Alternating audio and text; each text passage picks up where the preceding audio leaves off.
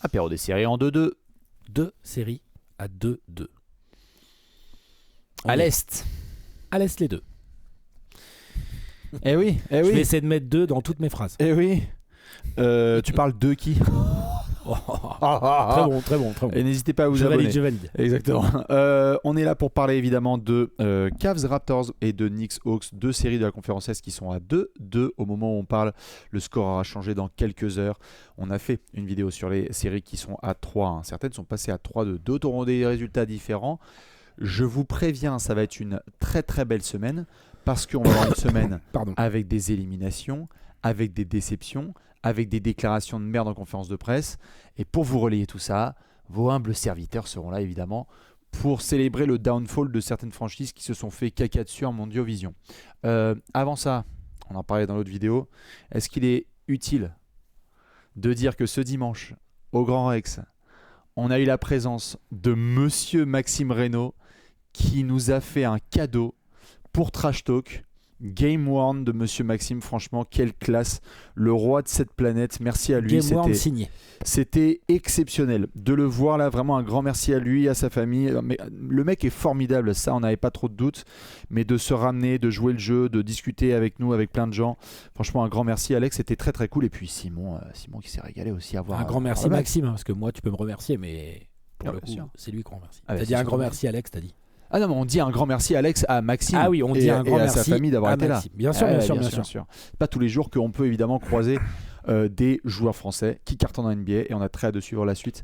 On était avec Maxime ce dimanche qui a eu un honneur qui est peut-être le plus grand honneur qui existe sur ce début de playoff, c'est regarder le match 4 entre Raptors et Cavs. Ah la vache. Au secours. Je crois qu'on l'a eu, hein, la stat qui est tombée. Hein. Alors laquelle? Parce que je peux te dire que il y en a une qui est énorme. Vas-y. C'est la victoire de playoff dans l'histoire avec le plus bas pourcentage de réussite au tir pour l'équipe vainqueur. Ah oui. Les Raptors ont remporté le Game 3 en étant à 32% au tir, 13% à 3 points. Ils ont remporté ce match de basketball. Putain. Au secours. Mais on est à 2-2 Alex. On y est après 2 premiers matchs. Très très bien géré par les Cavs. Hein. Gros Max Truss, Harden et Mitchell sur le Game 1. Evan Mobley qui faisait aussi le chantier. Gros Game 2 également après quelques tentatives d'ajustement des Raptors. On est allé dans le Canada. L'affaire est compliquée pour les Cavs. De quoi tu as envie de parler en premier là quand on est sur cette série à 2-2, sachant qu'en sortie de débrief, j'ai envie de hurler sur les Cavs. J'ai envie de hurler hurle sur les Cavs parce que moi je vais faire briller les Raptors mon ami. Parce que tu vois, quand on était à Lille, c'était le match 1. On a démarré nos playoffs le samedi. Nous, on était en viewing party à Lille. Et le premier match des playoffs, c'était un Cavs Raptors. On fait nos petits pronostics sur ça. Il y avait Yann Mainmi avec nous ce soir-là. Et lui, il n'était pas d'accord. Lui, il était assez chaud sur les Raptors et tout. Et du coup, je le recroise après autour d'un petit verre. Et on discute, on se met à discuter. Et puis moi, j'aime bien les analyses de Yann Mainmi. Je trouve ça intéressant et tout. Et là, lui, il m'a dit un truc avec lequel j'étais clairement pas d'accord. Moi, je vois vraiment les Cavs. Moi, j'avais dit 4-1 Cavs. Donc déjà 2-2. Bon, voilà. À part Brandon Jennings, tout le monde aura capté que mon pronostic ne passe plus.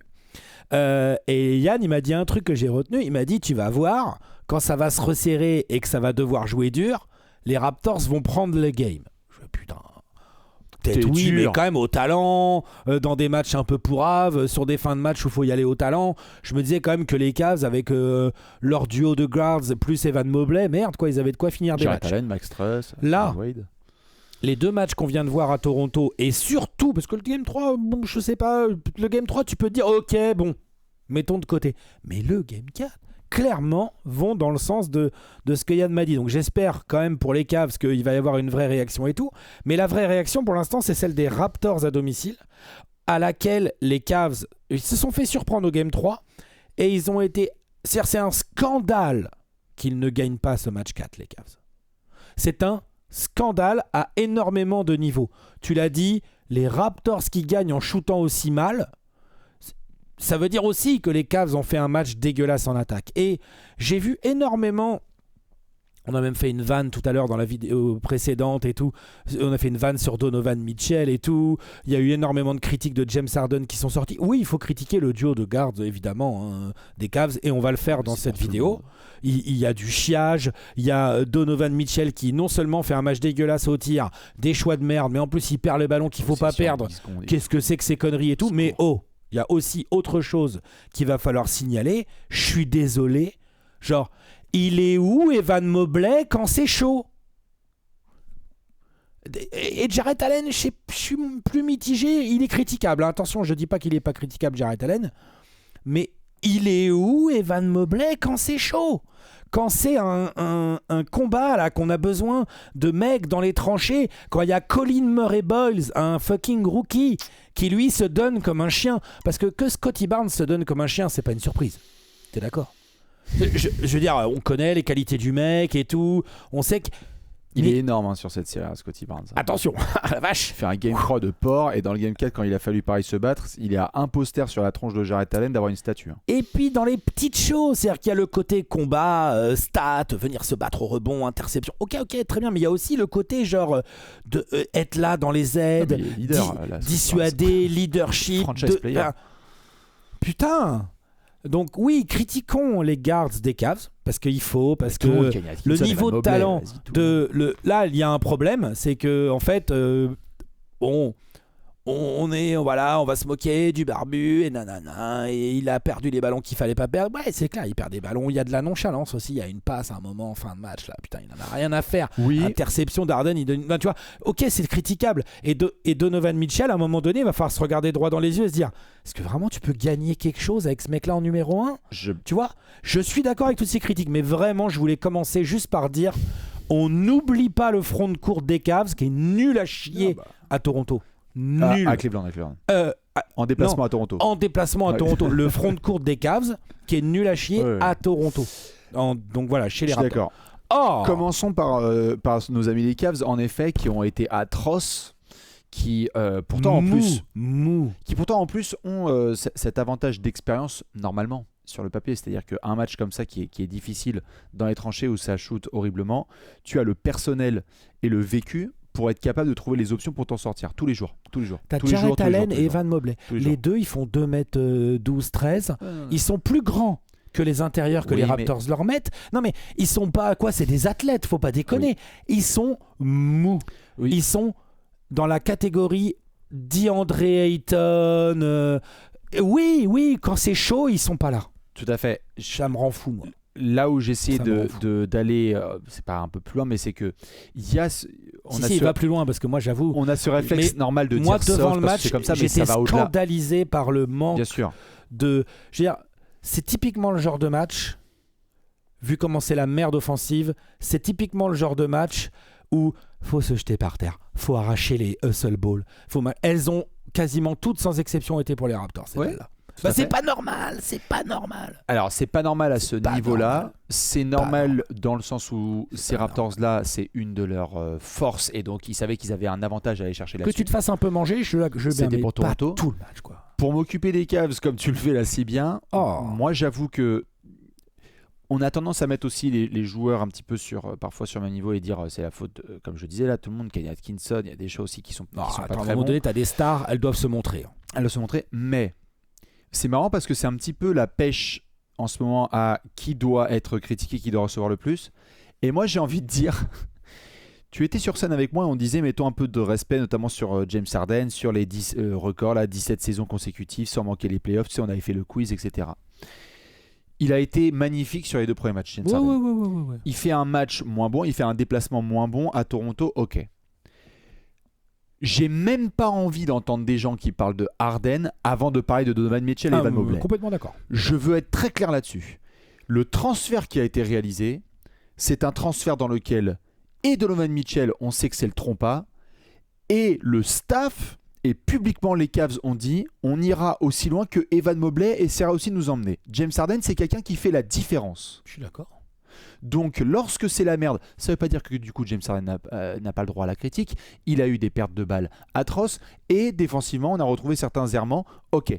Mais le sacro-saint réflexe de dire ah bah tiens c'est perdu donc tout de suite Harden, non. Evan Mobley et Donovan Mitchell, là, sur le déplacement, ça ne va pas. Donovan Mitchell, il a été clutch un nombre de fois dans sa carrière. Les playoffs, ça ne lui fait pas peur, surtout pas les premiers tours. Qu'est-ce que c'est que cette situation de fin de match dans le Game 4 ? Evan Mobley, t'as raison.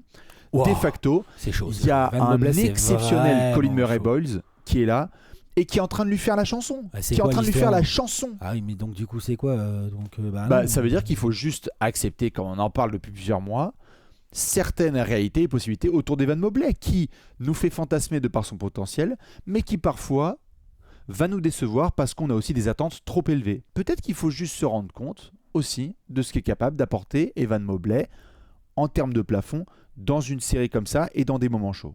C'est juste comprendre à ce moment-là jusqu'où il est capable d'aller. Et ça se trouve, Evan Mobley va très bien se rattraper sur le Game 5 et réfléchir. Mais on ne peut... Je veux juste dire, et la face caméra, qu'une série d'Evan Mobley agressif du premier au 6e match, ça n'existe pas et ça n'existera pas. Son plafond est mental. C'est dans la tête. Ça n'existe pas. Voilà, il faut faire avec ça. C'est juste, il faut comprendre qu'on ne doit pas compter sur des gros moves offensifs de Rudy Gobert. On a appris à mettre un plafond là-dessus. Il faut accepter qu'Evan Mobley est un joueur défensif tout à fait capable, mais si tu attends de lui de l'agressivité sur des rebonds offensifs, sur aller finir bien comme il faut, on a eu 2 premiers matchs qui sont bons. Quand la température monte, c'est plus compliqué. Et puis il y a un autre problème qu'on a vu dans ce match aux Cavs, c'est que les Raptors ont eu l'air d'être une équipe, pas les Cavs. Ils se sont fait manger collectivement, mentalement. Parce que, ok, défensivement et tout, mais comme les Raptors shootaient vraiment mal, finalement, on peut aussi mettre du crédit un peu sur les plans défensifs des Cavs, qui n'étaient pas si mauvais, attention. C'est très bien. C'est ça le pire. Faire rentrer Jacoby Walter, changer un peu les line-up, parce que Jamal Chad avait eu beaucoup de minutes de jeu. Moins de Jakob Poeltl, plus de Colin Murray-Boyles. C'est juste que là, il y a un moment donné où... Switch défensif. Evan Mobley n'est pas assez présent sous les 2 cercles, n'est pas assez présent quand ça chauffe. Du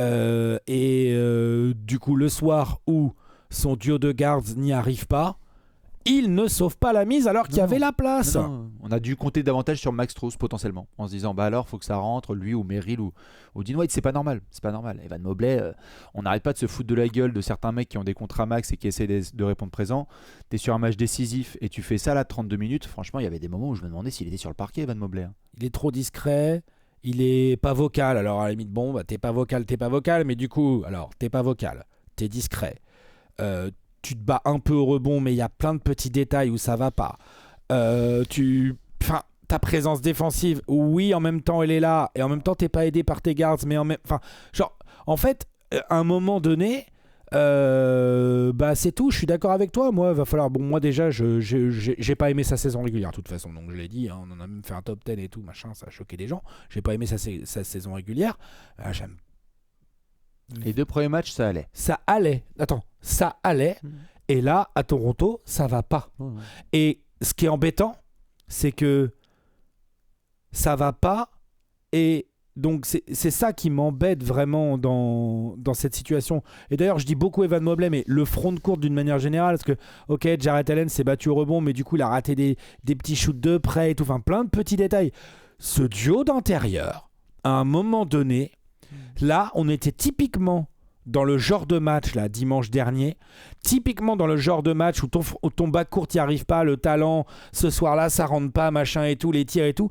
On est typiquement dans le genre de match où des intérieurs qui se veulent de niveau All-Star doivent être capables de dire « Hey les gars, we got your back », comme on dit en anglais.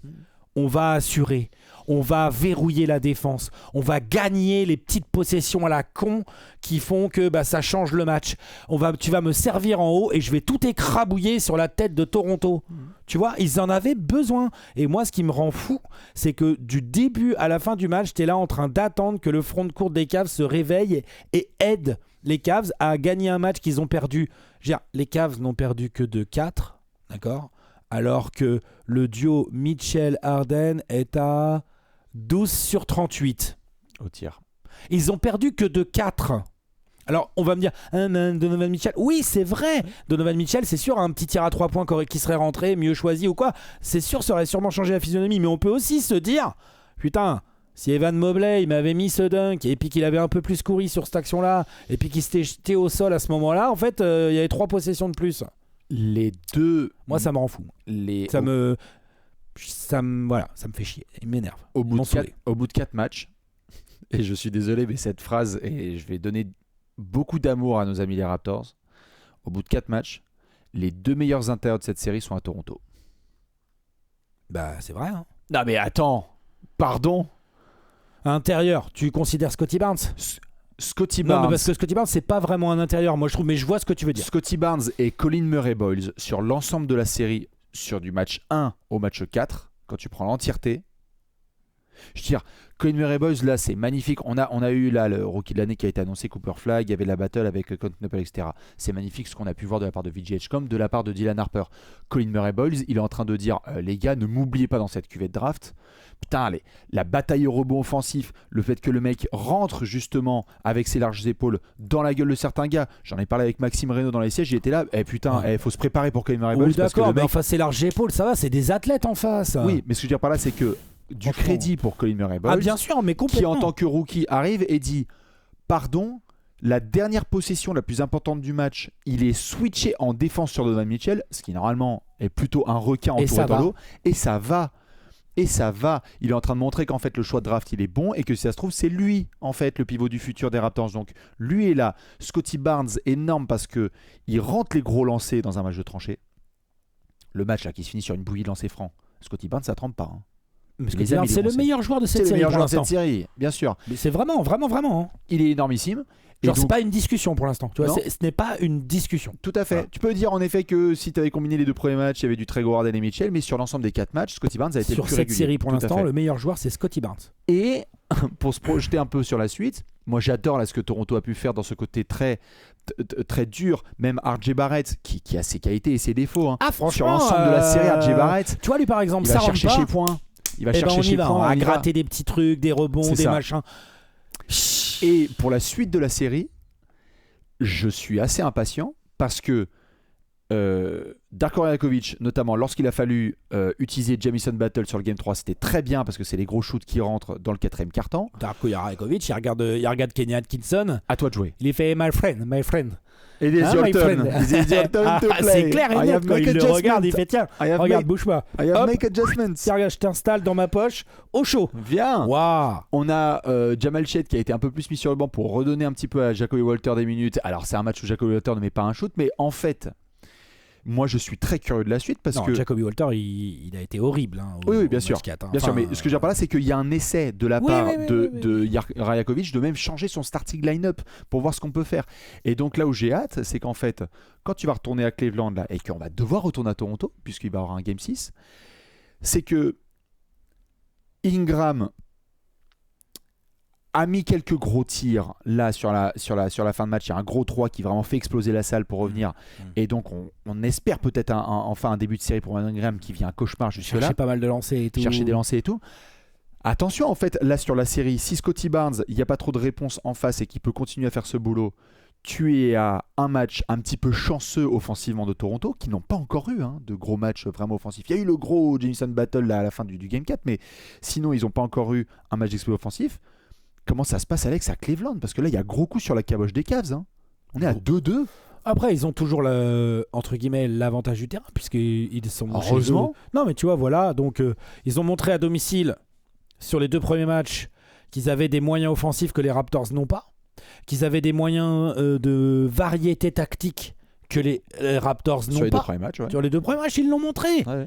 Le problème qu'ils ont, c'est que Toronto a lui aussi des idées tactiques à son échelle, des idées tactiques défensives, des prises à 2, des changements de joueurs, et tout d'un coup on switch, tout d'un coup on drop, ceci, cela. Et Toronto a compris que ils avaient plus le match, évidemment. Ils doivent absolument essayer de couper les 2 guards l'un de l'autre ou du pick and roll. Donc ça, ils ont assez bien défendu vraiment le pick and roll, et ça embête énormément Cleveland, ce qu'ils n'avaient pas bien réussi à faire lors des 2 premiers matchs. Donc après, faut dire aussi qu'ils n'auront peut-être pas, Toronto, l'occasion de voir un Donovan Mitchell faire autant de mauvais choix dans le même match. Voilà, là, il y a beaucoup, là, quand même. Donovan Mitchell, beaucoup. C'est quand même un joueur qu'on a vu capable de grosses réactions. Je ne serais pas du tout surpris qu'au match 5, Donovan Mitchell, il fasse « Oh, les gars, oh. J'en ai rien à foutre de vos défenseurs de ça. Là, voilà, je vais vous montrer un peu. J'ai lu les articles, j'ai vu ce que Trash Talk a dit sur moi. Ça va mal finir. Il est capable, faut pas déconner. Donc, mais il va le falloir. Il va le falloir parce que moi, vraiment, je suis très inquiet sur le côté. Genre, c'est quoi l'histoire? Genre, si les matchs sont serrés, les Raptors vont les prendre à l'arrache? Parce qu'ils se battent plus? Parce qu'ils sont plus intelligents sur des situations défensives? Putain.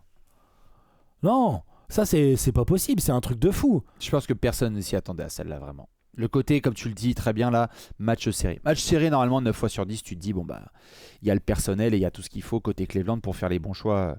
Le 5 majeur ne répond pas autant là sur ce match que celui. Parce qu'elle est là aussi la grosse différence. Si on comparait les 5 majeurs, on espérait que la profondeur de banc des Raptors, avec des Mamou, avec d'autres gars, pouvait justement les aider à essayer d'équilibrer cet apport de force. Là, le 5 majeur de Toronto, sauf Jacoby Walter, a vraiment répondu présent face à celui des Cavs, qui en fait n'a pas du tout été là en fait. C'est qui le meilleur joueur des Cavs sur le match précédent? Je sais pas. Tu sais que celle-là, c'est un sujet de philo. Hein. Le meilleur joueur des Cavs sur le Game 4? J'arrête Allen peut-être. Je sais pas. Je suis sérieux. C'est très violent. C'est très violent, ça Merrill. Putain. Sinon, c'est James Harden. Malgré son match critiquable. En fait, voilà. Et très critiquable quand même le match. Hein. C'est dire le problème des Cavs. On est d'accord qu'il n'y a aucun scénario dans lequel Cleveland peut se permettre de perdre le Game 5. Aucun.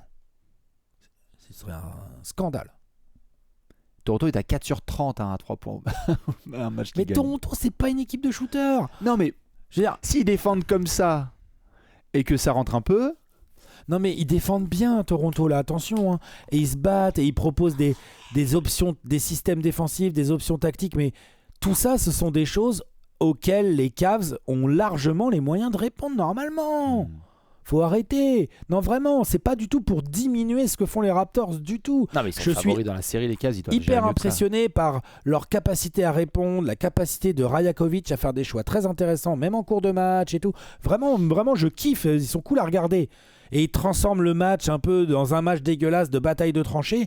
Il y a eu un moment où ils avaient un peu perdu le match là. Et en fait, ils font un petit run de fin de match. Enfin, c'est Toronto qui fait des petits runs de fin de match dans les matchs serrés. Il y a un 6-0. Les gars, les Cavs, c'est pas sérieux, je suis désolé. T'as raison de dire ça, il y a un 6-0 des Cavs. Bon, 6-0 équivalent 15-1. Dans ce genre de match, un 6-0, c'est un 24-2. Ouais, voilà. C'est un 15-1. Mais c'est le run qu'il fallait. Et on va retourner à Toronto. À 3-2 pour les Cavs?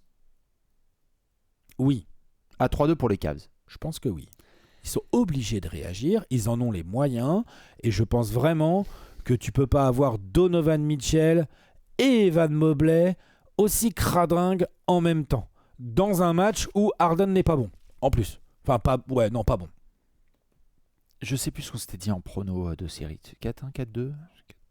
Moi, je crois que j'ai dit 4-1. 4-1 Cavs. Moi, je te dis, je crois qu'il est mort, mon pronostic dans cette série. Moi, je crois que j'ai dit 4-2 Cavs. Mais au-delà du pronostic, au-delà du pronostic en lui-même, genre, il y a quand même là un favori qui, après 2 matchs, était en mode genre, ouais, tout ça va, et il y avait un truc à faire. Ok, le game 3, ça part en vrille et tout, mais le game 4, la configuration du game, fallait le prendre. Grosse opportunité lâchée, ouais, il n'y a pas le choix. Là, Cleveland doit faire le boulot. On va surveiller évidemment Evan Mobley et toute sa clique. À domicile, le match sera... Tu iras ce soir. Alors, c'est dans la nuit de mercredi à jeudi, pour moi. C'est dans la nuit de mercredi à jeudi, tout à fait. Dans la nuit de mercredi à jeudi, ouais, c'est ça. Absolument. Donc, match capital. De toute façon, le Game 5 à 2-2, on va pas vous la faire, on vous l'explique tous les ans. Je crois que c'est 75-80% des équipes qui gagnent le match 5 à 2-2 qui remportent la série. Donc, voilà, hein, même les moins experts en mathématiques l'auront capté, il faut le prendre. Moi, je sais que pour les fans des Cavs, peut-être ça va être dur à entendre. Moi, je souhaiterais que Toronto remporte ce Game 5 pour vraiment tester cette franchise. Tu sais que c'est plus qu'un test, à mon avis. Hein. Parce que ces Cavs-là, qui ont fait les choix qu'ils ont fait, moi je veux les voir dans une situation où ça transpire vraiment. Parce qu'on l'a vu là sur le Game 3 et je suis pas d'accord. C'est une équipe qui a les moyens. Tu les as mis loin dans ton bracket, je les ai mis loin dans mon bracket. Bien sûr. Les Cavs, il y a un chemin. Surtout que, excusez-moi, et peut-être que Adam Silver et toute la NBA est en train de trembler, mais on est aussi aux portes d'un Orlando-Toronto en demi-finale de conf. Oh. Ouais. Et tu sais que celle-là, je sais pas qui c'est qui est dans son bracket, mais il était sous jet de 27. Hein. C'est vrai, ça dis donc, j'avais pas fait gaffe. Orlando, Toronto, pop. C'est que la miniature, on l'a même pas prévu avec Léon, ça. Les logos, Il y ils aura sont pas de disponibles. miniature, on s'en fout. Non mais attends, c'est pas possible. Les Cavs aussi doivent comprendre quelque part ce qui se passe là. C'est que Détroit. À mon avis, ce qui se passe, c'est que les Cavs disent non, mais de toute façon, le Magic, c'est trop fort. C'est pas la peine d'y aller. Allez-y, vas-y Scotty Barnes. Moi j'y vais pas. Moi je veux garder les gens. Non mais tu vois ce que je veux dire, Alex, quand même, les Cavs, quand tu vois ce qui se passe de l'autre côté, là, Détroit Orlando, certes tu surveilles ta série avant tout, mais tu sens quand même qu'il y a un upset là. Quand il y a Orlando qui mène 3-1, tu te dis attends les gars, et si Orlando ils finissent bien le boulot, mais attends, mais non, on peut peut-être essayer de les jouer. Et à ce moment-là, le chemin est sur le papier un peu plus facile. Peut-être. T'affrontes pas une équipe de saison régulière à 60 matchs. C'est quand même autre chose que d'affronter le Magic. Normalement. Mais pour ça, faut se Orlando qualifier. va faire une Indiana. On va Ça, pas faut être battre les Raptors. Orlando en finale NBA. Et alors, ils sont dangereux, hein. NBA ou Amazing Apple. Ils sont dangereux, hein. C'est un faux 8. On enchaîne du côté de Gotham. Ouais. Les Knicks. Il y a plein de gens qui sont venus me voir en me disant dis donc Atlanta on est bien, on est bien, on menait 2-1. Alors les Knicks sont venus à Atlanta et ont remporté le Game 4, donc on est tie game, rassurant match, vrai match des Knicks sur le Game 4, remporté 114-98, match dominé tout du long par ces Knicks qui ont mis un blitz dès la première mi-temps et qui ont appuyé sur l'accélérateur. On en parlait Alex, toi et moi en off, Karl Anthony Towns, il n'y a pas trop de solutions lorsqu'il s'y met. OG Anunoby fait une série merveilleuse pour ces Knicks-là. Il y a certains garçons aussi en sortie de banc qui sont sortis de la boîte entre Alvarado et Clarkson. Du coup, comment est-ce que tu vis là pour le moment, toi, cette série, avant qu'on se rende justement au Madison Square Garden pour un Game 5 que les Knicks ne peuvent pas se permettre de perdre? Non. Eux, ils peuvent pas se permettre de le perdre, voilà, à part sortir la stat. Mais le match 3 était inquiétant pour les Knicks. Simon et Robin en ont parlé dès le vendredi là, dans un petit débrief qu'ils ont fait de plusieurs matchs. Il y avait 2-1 pour Atlanta. Et par contre, le match 4 est extrêmement rassurant pour les Knicks. Plusieurs choses à noter qui sont hyper importantes. Tu as dit effectivement l'agressivité de Karl Anthony Towns et tout, nanana. Mais surtout, ils n'ont pas du tout attaqué pareil. Et là, c'est un gros problème pour Atlanta. Jalen Brunson, beaucoup plus sans le ballon. Parce que Nickel Alexander-Walker, Dyson Daniels, ils sont longs, ils sont agressifs, ils sont chiants, ça l'emmerde en premier rideau.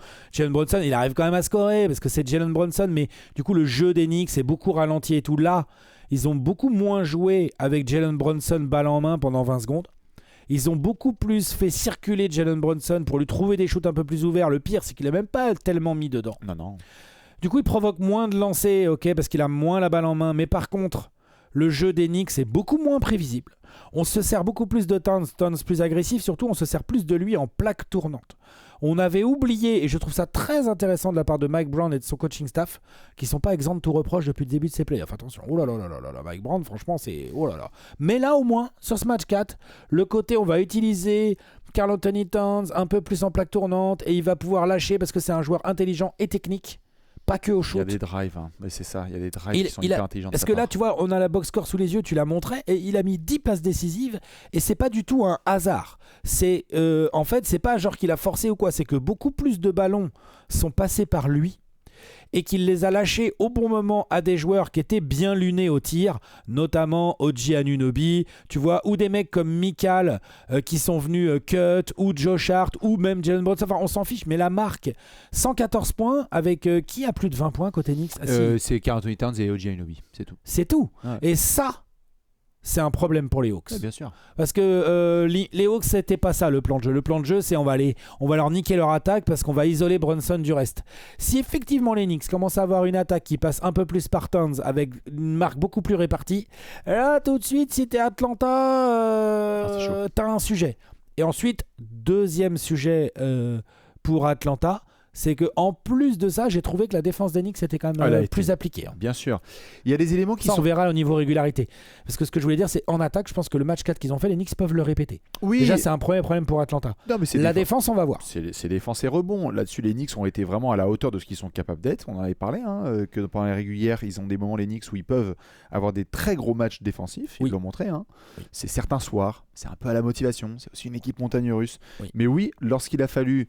Déjà, sur le début de la série, pour ceux qui la regardent pas peut-être forcément en détail, On a un formidable travail fait par OG Anunoby et Josh Hart notamment. C'est Josh Hart en principal sur Jalen Johnson pour pouvoir le bloquer. Et Jalen Johnson a du mal à trouver ses spots dans cette série. Donc, formidable boulot là-dessus de Josh Hart, parfois aidé par OG. Ouais, il y a un bon boulot. Il y a du très bon boulot, ce qui fait que ça ciblé.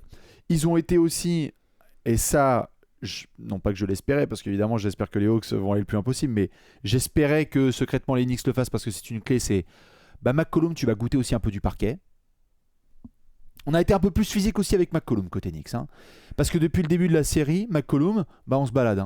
La vie est un long fleuve tranquille. La défense, en gros, la défense a été plus agressive. Ouais, mais il y a eu des moments où, désolé, McCollum, il essaye, parce que il a un handle formidable, il essaye de passer certains intérieurs. T'es passé, béquille, genou, t'es remonté au sol. Voilà, je suis d'accord. McCollum, il va goûter un peu du bois, et on va rappeler qu'en fait, la série, pour un mec comme ça qui a un âge avancé, il faut aussi trouver d'autres solutions. Et autant sur le Game 3, on a eu quelques miracles. Jonathan Kuminga en sortie de banc, formidable. Et on avait eu quelques gros shoots de certains. Autant là, on a vu la version des Hawks où si on ne passe pas par un gros McCollum, tout de suite l'attaque devient compliquée. En fait, tant que Jalen Johnson est aussi bien emmerdé en termes de création, le problème c'est que tu obliges McCollum ou Dyson Daniels à avoir beaucoup plus de responsabilités en création. Mais non. Et Dyson Daniels, c'est très compliqué pour lui offensivement cette série. Alors après, l'avantage c'est qu'au moins la fin du Game 3 et le Game 4 là, a redonné un peu d'agressivité au shoot pour Nickeil Alexander-Walker, qui a été élu la meilleure progression de l'année et que j'attends très fort là, sur le Game 5, qui n'a pas peur et qui pourrait dégainer. Là. J'attends sur cette série un gros match de Nickel. Mais c'est vrai que là, pour le coup, moi, si j'étais fan Knicks, je serais rassuré par ce Game 4 parce que c'est un match à l'image d'un dominant versus un dominé. On attendait vraiment ce favori jouer à ce niveau-là sur 48 minutes. Les Knicks n'ont même pas en fait laissé l'espoir aux Hawks en première mi-temps. Non. C'est pas un match où il y a égalité et après ils creusent l'écart dans le money time. C'est on vous montre comment ça se passe et vous n'allez pas pouvoir entamer de comeback. Non. Maintenant on va au Madison Square Garden. Il y aura un retour à Atlanta quoi qui arrive. Mais au Madison Square Garden, ça veut dire Alex, si je comprends bien quand on en discute là, c'est dans la nuit qui arrive là, tu dois dupliquer ce mode de jeu où ne pas être trop Brunson centré et continuer à faire bouger le ballon pour avoir notamment, parce qu'on n'a aussi pas beaucoup parlé de Miles McBride qui a rentré des très gros shoots là en déplacement à Atlanta, il faut compter sur d'autres options pour éviter d'être trop Brunson centré. Il ne faut pas oublier que les deux victoires des Hawks, c'est deux money time ratés par les Knicks et très bien réussis par les Hawks. Très bien défendu par les Hawks. Tu vois, il ne faut pas oublier. Oui, sûr. Donc là, les Knicks se sont rassurés, ils se sont montrés comment attaquer. Genre, c'est possible d'attaquer autrement pour les Knicks. Ils l'avaient fait déjà en régulière. Moi, j'aimais bien beaucoup de choses qui étaient faites sans ballon. Je trouvais, j'étais prêt à dire, voilà, Mike Brown, ça, c'est vraiment intéressant ce que tu apportes par rapport à potentiellement ce que faisait Thibodeau. Moi, je pense qu'il va y avoir 3-2 pour les Knicks pour le retour à Atlanta. Moi aussi. Je suis plus proche. On verra le match 5. Mais je suis plus proche de te dire les Knicks là, gagnent les deux prochains que de te parler d'un Game 7 à New York. Je sais plus ce que j'ai dit. 4-2 peut-être, je sais plus. Moi je pense que j'ai dû dire 4-1 Knicks. Donc de toute façon c'est pareil. Ça c'est encore un prono qui va passer. Sur le premier tour, ils ont été plus compétitifs que ce qu'on pensait sur certaines affiches. C'est bien. Ouais, c'est bien. Ça. Moi j'avoue que côté New York, je vais attendre évidemment une victoire de New York à domicile. La pression est vraiment sur eux. Atlanta aussi s'est mis beaucoup de pression sur le Game 4 et là je pense qu'ils vont jouer aussi un petit peu plus léger. C'est ce qu'on a vu sur les Game 2 et 3 où tu sens que vraiment c'est le favori qui doit faire le boulot à la maison, New York. Donc c'est difficile pour moi, vu la couverture et le plan défensif mis en place, d'imaginer un Jalen Johnson game. Je rêverais, mais là c'est vraiment formidable ce qu'ils font défensivement sur lui. Donc c'est dur de voir un match à 28 points. Ça serait bien pour les Hawks. Ce serait très bien. Je veux un très gros Nickeil Alexander-Walker, mais je pense en effet que le banc des Knicks va continuer sur cette lancée-là parce qu'on a eu, vraiment, je réinsiste, on a eu quelques moments de Mitchell Robinson, de José Alvarado, de Jordan Clarkson qui montrent qu'ils peuvent justement faire la différence et qu'au contraire en face, si Kuminga et Gabe Vincent ne sont pas forcément là, ça peut très très vite être compliqué pour les Hawks, quoi. Donc on va retourner à Atlanta. Je pense à 3 de Knicks comme toi. Et je crois que j'avais dit 4 de Knicks, mais je suis pas sûr. Je me souviens plus. J'ai peut-être dit 4-1. Je sais plus. Mais New York doit finir le boulot là. Je pense aussi. Surtout que Boston, vu comment c'est parti, aimerait finir le travail. En fait, Boston rêve que là la série se prolonge là. Ah bah Boston, ils sont let's go Hawks. Ça c'est clair et net. On est moins en tout cas, juste pour finir sur ça, on est moins dans un cas de figure, parce qu'on a été très dur avec les Cavs là et de manière logique. Mais sur ce 2-2 là, c'est plus difficile de critiquer Force Enix parce qu'ils ont eu la réaction du Game 4 quand même. Premièrement, la réaction du Game 4, donc le scénario n'est pas le même avec les Cavs qui viennent d'en perdre 2 de suite. Deuxièmement, les 2 matchs qu'ils ont perdus sont serrés. On peut surtout parler de Money Time raté. Oui. Les 2 matchs gagnés sont des matchs avec écart. Hein. Et les 2 matchs gagnés sont assez autoritaires, un à la maison, un à domicile. Je sais pas, il y a eu plus de choses variées. Enfin, en tout cas, aujourd'hui, les 2 séries sont à 2-2. Quelqu'un me dit, ouais, les Raptors, ils vont vraiment emmener les Cavs dans la mouise en 7. Ils sont même limite les Raptors capables d'aller gagner un 7 à Cleveland, tu vois, j'en sais rien. Je vais pas commencer à dire, pose cette bouteille, tu vois. Genre, je vais dire, plus probable que les Knicks. Ouais. Les Knicks, là, j'ai l'impression que c'est le bon match 4 qu'il leur fallait. Avec vraiment beaucoup de nouvelles options qui viennent et qui vont filer des maux de crâne à Quinn Snyder et son staff. Et genre, en plus... Je veux dire, potentiellement, avec ce jeu un peu plus ouvert, tu peux te retrouver du coup avec un Jalen Brunson beaucoup plus compliqué à défendre et qui prend feu au Madison Square Garden. Oui. Et alors là... compliqué. Voilà. Complicado. Donc, ouais, plus confiant sur les Knicks que sur les Cavs. Maintenant, aux Cavs de nous prouver le contraire. Absolument. Dites-nous ce que vous pensez, évidemment, de ces 2 séries, comment ça va se prolonger. Je rappelle, comme l'a dit Alex, ce soir, Knicks Hawks et demain, Cavs Raptors. Ouais, tout à fait. Donc on suivra tout ça et on vous continuera à faire des débriefs sur ces séries de playoffs. On vous fait des très gros bisous. Ciao tout le monde. Et à ce soir pour le match au Madison Square Garden. Des bisous. Ciao.